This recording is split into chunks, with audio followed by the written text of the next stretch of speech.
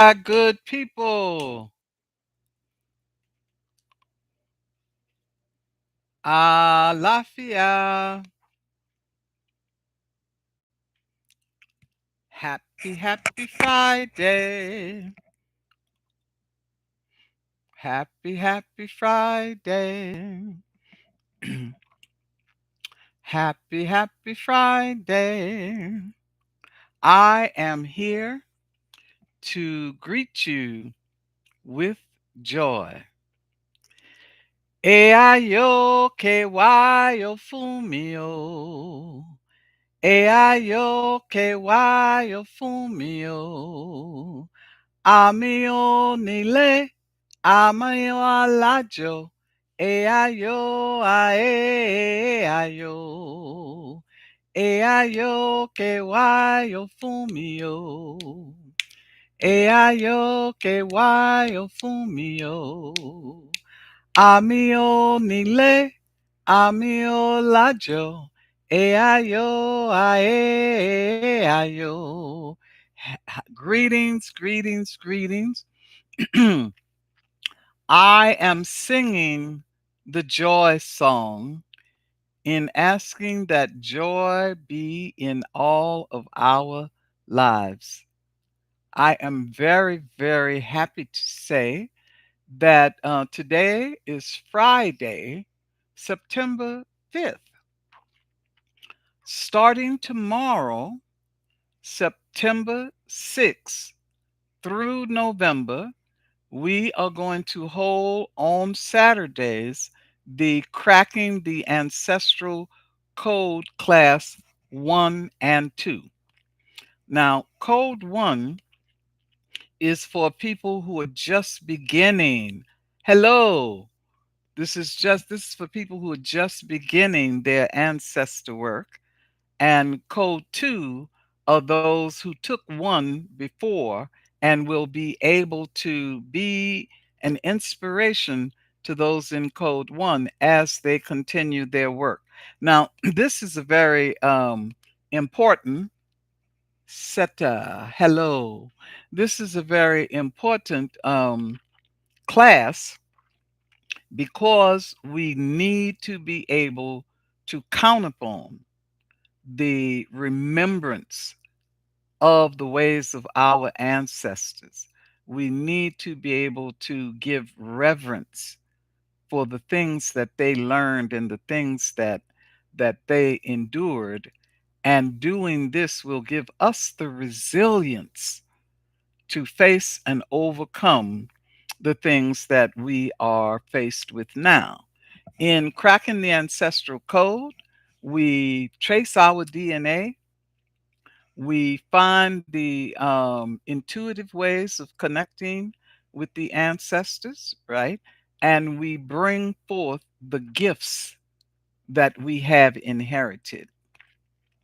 And once we have an empowering relationship with the ancestors who bring gifts, we then engage their energy and our intelligence to heal the wounds that we have inherited from our ancestors. And so this is a very important class, especially at this time when we are facing so many things that make us feel personally devastated and alone. You are never, ever alone.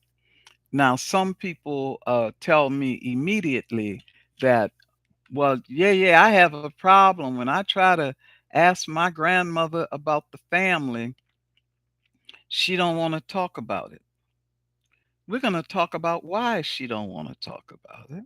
And we are going to talk about ways to get that information, whether or not she decides to talk about it. But most often, what happens is after a period of resistance, the information about the relatives comes through, and you get a better picture of what you have inherited. That is very important. But we don't stop there. In addition to looking at what has come through our bloodline. We take a look at what has come to us through our culture and how do we embody that and how do we use that. So if there's anybody here who has been considering joining the Cracking the Ancestral Code class and you have not done it yet, please, by all means, go ahead and go to my website and click that Eventbrite link and sign up. There are ways to do partial payments, and I believe that the class will stay open up until the second class because the first class is mostly introduction and overview so that everybody understands what we are doing. And then every Sunday we have the elements of ritual and spiritual activism class. This class is designed to teach you the universal principles of ritual, ways of accessing power through ritual, and how to apply that power to addressing social justice issues, ecological issues, humanitarian issues, as well as your own, those that are impacting your own personal life. So, people, artists, and activists, and teachers, and people who are guiding other people, you really, really want you really, really want to enroll in that class. And like the Saturday class, you can enroll now, tonight. You can enroll right up until the second class. And these classes go on until like the 8th and 9th of November when you have your capstone. Now, I want to say that both of those classes are very, very necessary for our times. They're very necessary for our times, and they are designed to give you some tools to get through these times. One of the very, very important tools is building community with the ancestors and with the other human beings in the class. Community building at this time is our first line of defense against the negative energy that is approaching us. When I say spiritual activism, I'm talking about things such as making sure that if somebody in your extended family or in your village is traveling, we want to be sure that they are safe during their travels. We are living in a time when you can turn down the wrong street and be swept up in a raid that has nothing to do with you and end up in another country that you don't know anything about. Okay. And I want to take a moment to say that the news tends to show us what is happening to our Latin kindred, but they're not showing you what's happening to the Haitians and the Dominicans and the Africans. And even some people, some African Americans have been questioned when returning here from the Caribbean. Okay. So we need ancestral protection and we need to be in communication with each other. Communities need to be organized, okay, under the grace of spirit, under the grace of spirit, so that we don't go out there alone. We know what to do before we go out there, and we have allies who are on the spiritual path. The community building is of the utmost importance because post COVID, many people are suffering from isolation and alienation, and a person alone is easily victimized. So we are looking very, very closely for the ways in which we can create community. I also want to say that with both of these classes, you will be very, very closely connected to a number of ceremonies that we are having this fall. Okay. One of the things we're doing is we are planning to have a masquerade to drive evil out of the village. You know, in Sierra Leone, in pre colonial Sierra Leone, there was a tradition of women wearing masks and running through the village, making sounds and uttering prayers to drive negativity out of the village. I would greatly like to see us driving out homelessness, driving out police brutality, driving out poverty, hunger, starvation, genocide, okay? Driving out rape, driving out the abandonment of children. There are a number of things that we need to push that energy out of our villages. We need to dissipate it. We need to dissipate it. We need to cause it to fall into the compost. We have to be the seeds of what is going to grow out of this rubble. World culture is turning into rubble, trash. And the best thing we can do with it is put it on the rubbish heap and turn it into compost. But we ourselves must be the seed of what we are going to grow. And in these classes, it's almost wrong to call them classes because really what they are is wisdom circles. Circles where we will be, I'll be sharing what I know we'll feel safe to discuss openly what our needs are, right? And to connect with each other. I'm going to take it week by week by week so that every week I'll cover a certain amount of material. You'll go with homework, right? Reflections, meditations, ideas, etc. And when we come back for the next class, there'll be a sharing of our experiences. There'll be a chance to ask questions. And then we'll move to the next thing and the next thing and the next thing so that we break the Western tradition of regurgitation.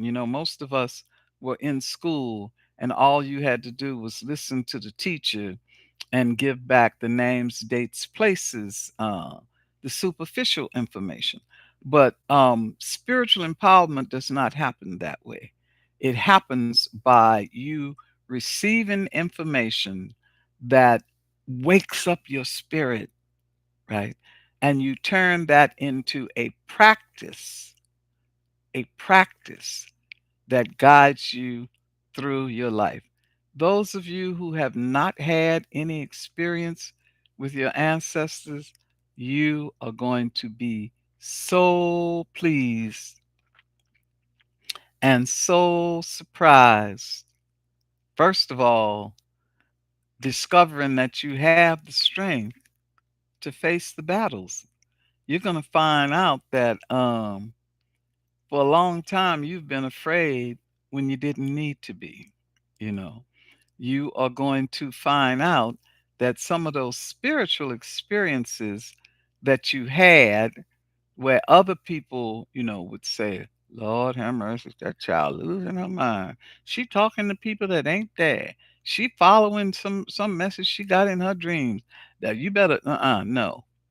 You will learn that that is valid.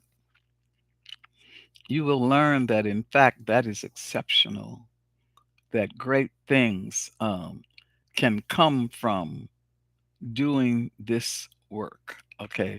There will always be storytelling, there will always be chants and prayers and writing reflections, creating poetry if that's what you like, um, making mass or other art, sacred artifacts. You make them and we make them sacred. You see, you will discover the wisdom that your grandmother had that may have been uh, not appreciated, not understood. You know, you will learn to recognize when spirit is trying to give you a message that is so far ahead of, regular understanding, that you'll learn to look and listen and not mock the messages that are coming through. The example that stands out for me is as early as 1983. I had a garden. I was living in Richmond and I had a garden where some hello, Libra El Bay, welcome, welcome. I had a garden where I planted some peppers and the peppers didn't grow. Some peas that I did not plant that the birds planted grew. And I was holding storytelling sessions in my dining room at the time, and I called it the Pepper and Peas Theater. Okay. My garden was my source of solace. And I went out in my garden one day, and a squash plant was crawling up the side of the house. And as this little squash started to develop, the consciousness I had then, I said, "Oh, this can't be like this." And I pulled it down and laid it on the ground because I thought squash plants had to grow low to the ground. Many years later now, vertical gardening is a well-known thing. You can go on YouTube and find trellises with watermelons hanging off of them, much less squash. I did not have the consciousness then to see that my garden was showing me the future. I want you to understand that your spirit team is always showing you what's on the road ahead. And once you know that, yes, that's right. What your grandmother may be reluctant to speak, you'll get that information in your dreams. Okay. If she's on the other side, you'll get it from your dreams. If she's on this side, and this is where you have to be slick, okay? Oh, big mama, why don't you tell me such and such a thing? And she said, "Girl, I don't want don't why you bothering about that?" Well, I want to know my line. Oh, you need to leave all of that alone. And so you leave her alone for a minute, right? You let a couple of days pass, and then you say, "Big mama, what's that lamp you got on the mantelpiece over there? Where that come from?" And you get an answer. "Big mama, how come we eat black eyed peas on New Year's?" And you get an answer, right?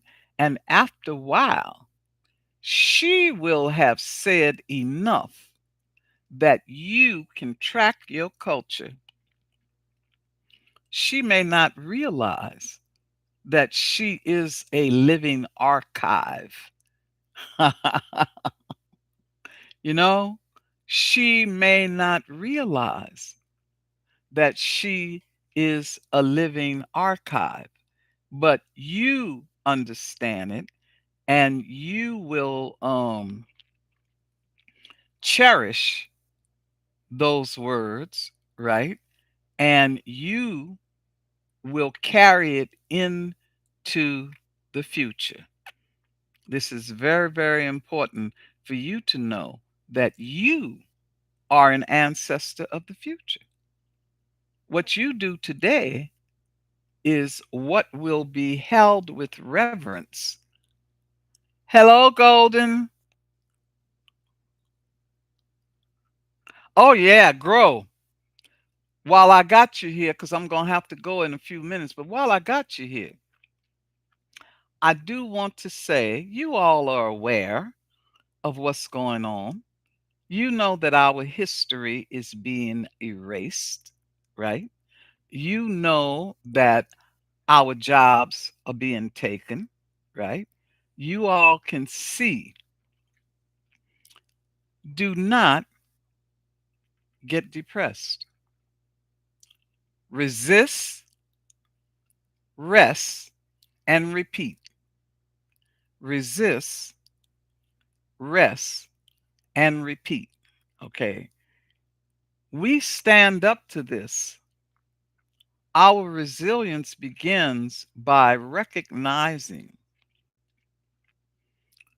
that Spirit is always talking to us, by recognizing that we have an innate intelligence and ability, and by following through on things that you were told were not important. Okay. So I am encouraging people to write what's going on in your life, write what you are experiencing. One of the things we may do is exchange stories about our ancestors because that's the only way that people's history will be assured. You have to share the stories of your family, the stories of your life, the stories of your friends. Okay. Otherwise, the truth of our lives will not be told. Okay. There's a lot. I read something last night that said books that had been banned included Maya Angelou's I Know Why the Caged Bird Sings. I have been told as a storyteller that schools that get federal funds cannot hire storytellers who tell stories about our history. We can only do fairy tales. So, in light of that, I'm writing a children's book that will be used as curriculum to empower young kids. You see what I'm saying? We have to counter the foolishness that's going on. Okay. I also want to take this moment to say to people that we have incorporated as the Jambalaya Center for Ancient Mysteries and Sacred Arts. And if you go to my website, www.yeyeluisatish.com, and you click on the link tree, not only will you see the beautiful courses that I'm offering right now, the Cracking the Ancestral Code, Elements of Ritual Spiritual Activism, you'll see the link for my Patreon where we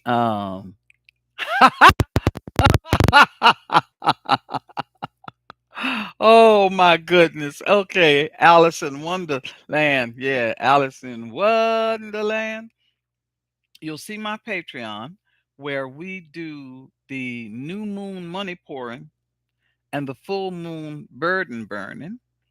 And a lot of people have asked for another tier, and we're discussing that. I pretty much take a survey of what people say they are interested in, and then pull together teachings and teachers who can address what's going on. You all will see that we have a thick and beautiful ancestral season coming up. You will meet other teachers whose knowledge I feel you want to share. And most importantly, you'll see a button that says donate to the Jambalaya Center. Okay. I want to tell you that any contribution you can make is appreciated and will be well used. Okay. We are in the process of buying a property where we can hold classes and rituals and ceremonies, and people will be able to come and do hands on learning, gardening, making ritual, whatever it is that we're going to be having film showings and artist residencies and so on. And what is wonderful about this is if you live in another city or another state and you come to one of our intensives, you come for a week of study and be immersed in this material. You ain't got to rent no Airbnb. You ain't got to live, you ain't got to get no hotel because you will be on site in a beautiful home, right? Surrounded by trees and flowers, and the neighbors are friendly people. I want you all to know oftentimes we'll send for you from Texas, Libra. You can come hang with us. A lot of times I want to say that when it comes to having residences, sometimes, because of past history, we are reluctant. Okay, Ohio, you can come out here too. I promise you there will be no forest fire when you come. Okay.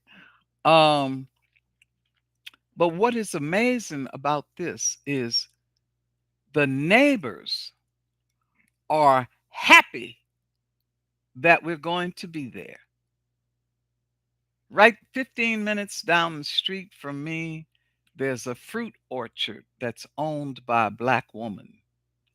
On the other side of me, the woman who owns the house there sent a message that I was her dance teacher in junior high school. The people over here and the people over there and the people over here are all. So this is not a situation where we have to worry that somebody going to tell us our drums are too loud, you know. This is a situation where you will learn how to interact with Mother Earth, with the spirits, and with each other. All right, y'all. I got a little under 2 more minutes to run my mouth, right? But I really encourage you to enroll in the classes, go to my website, connect wherever you can, because we've got wonderful plans for the rest of autumn and winter. And baby, watch out. March of 2026, March of 2026 is going to be spring of 2026 is going to be jubilant. It'll be jump up, y'all. It will be wonderful, and I want you to be a part of it. There have been times when I've been here and people say, well, if you need a groundskeeper, if you need a cook, if there's a skill that you feel I can use, right? And you want to be here, let me know. Let me know. Oshun has said to me that although the world is going to hell in a handbasket, not in my village. So I send you all the blessings of my beautiful mother, Oshun, and I hope to see you in class tomorrow. Those of you who on the East Coast, thank you so much for being up this time of night. Oh, yes. Yes, baby. Ogun, my man. If you are in the Bay Area, the 6th and 7th and the 12th and 13th, there is a ceremony for Yemaya and Oshun at Manos Morenas Ile on 30th and Martin Luther King 664. Okay. Look it up and I will see you all there. Bye bye.